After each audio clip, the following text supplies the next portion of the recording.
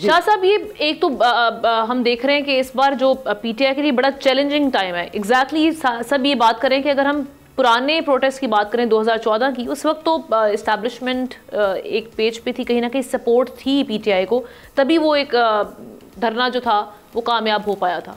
अब ये जो सिट इन प्लान कर रहे हैं, इसमें शायद खान अब्बासी साहब कह रहे हैं कि ये जो ख़ास तौर पे बानी पीटीआई की रिहाई को लेकर कर रहे हैं, ये भी कहीं ना कहीं एक फैक्टर है कि ये शायद फ्लॉप हो जाए, क्योंकि इनकी जो डिमांड है वो सोनली अगर इस चीज़ को लेकर बनाई गई है। दूसरी चीज़ ये है कि ये चैलेंजिंग टाइम ज़रूर है पीटीआई के लिए, लेकिन इस बार हम देख रहे हैं कि डिफरेंस ये है कि इस बार फैमिली लेके चल रही है, लेकिन केपी चैप्टर में हम देख रहे हैं कि थोड़ी सी एक डिवाइड पाया जा रहा है उस हवाले से। आपने क्या करना है इसमें, देखिए अब 2-3 चीजें हैं। अब हालात को भी देखें, मैं तो ये समझता हूँ कि आप एस्टेब्लिशमेंट की लोग बात कर रहे हैं कि जी पहले उनके साथ थी और अब उनके साथ नहीं है। मेरे ख्याल में अगर सूबे में उनकी हुकूमत है तो उसका मतलब तो ये हुआ कि यहाँ एस्टेब्लिशमेंट भी उनके साथ ही है, वरना ये हुकूमत बनती भी ना।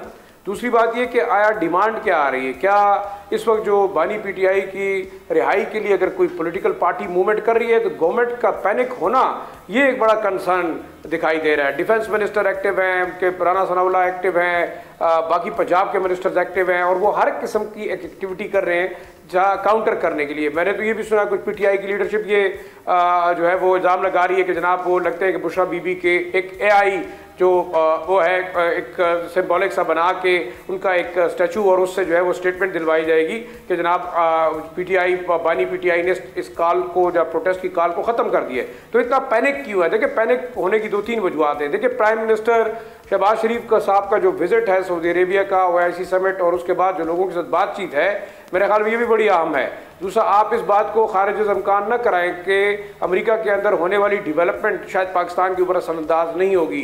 तहरीक इंसाफ के लोगों के, उनकी लीडरशिप के ख्वाब अपनी जगह पे, लेकिन मैटर करती है। अब ये देखना होगा कि वो किस तरीके से मैटर करती है। क्या अमेरिकी इस्टेब्लिशमेंट दोबारा सऊदी इन्फ्लुएंस को इस्तेमाल करके कोई पाकिस्तान के अंदर दोबारा एक पोलिटिकल एक्टिविटी करना चाहते हैं? लेकिन एक चीज़ जो इस वक्त पीटीआई की लीडरशिप उठा रही है वो यही है कि जनाब उनके लीडर को बेगुनाह रखा गया है, उनके खिलाफ केसेस जो है वो बिल्कुल नाजायज़ थे, नहीं होने चाहिए थे, इस वजह से उनकी रिहाई के लिए वो एक मूवमेंट चला रहे हैं। और दूसरा देखिए, एक चीज़ बड़ी इंपॉर्टेंट है, बेशक लीडरशिप की आपस के इख्तलाफात ज़रूर हैं, लेकिन इस वक्त जो कॉल आती है वो कॉल आई है बानी पीटीआई की और बुशरा बीवी के थ्रू कम्युनिकेट हुई है। ये एक बड़ा फ़र्क है पहले वाले एहतजाज में और अब वाले एहतजाज में। आपने देखा पहले वाले एहतजाज में आपको उमर अयूब नज़र नहीं आए, आपको सेंट्रल लीडरशिप नज़र नहीं आई, आपको गौहर साहब नज़र नहीं आए, क्योंकि वो तमाम शो रन कर रहे थे खैबर पख्तूनख्वा के चीफ मिनिस्टर अली अमीन गड्डापुर, और उनको जो सबसे बड़ी खार यही आ रही थी कि क्यों एक सूबे का वज़ीर आला जो कि प्रोविंशियल लेवल का लीडर है वो फेडरल लेवल के लीडर या पार्टी के मेन लीडर से आगे जा रहा है। तो ये एक बड़ा चेंज जो इस वक्त मैं समझता हूँ वो ये होगा।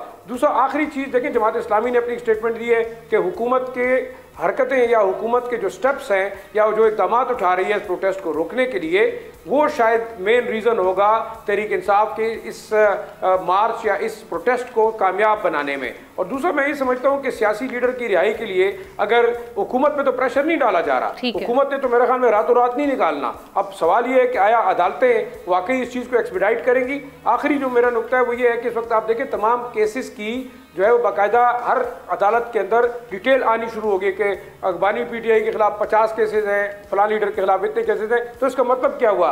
क्या अदालतें अदालतें आगे जा रही हैं? क्या वो केसेस डिस्पोज ऑफ करने की पोजीशन में होंगी?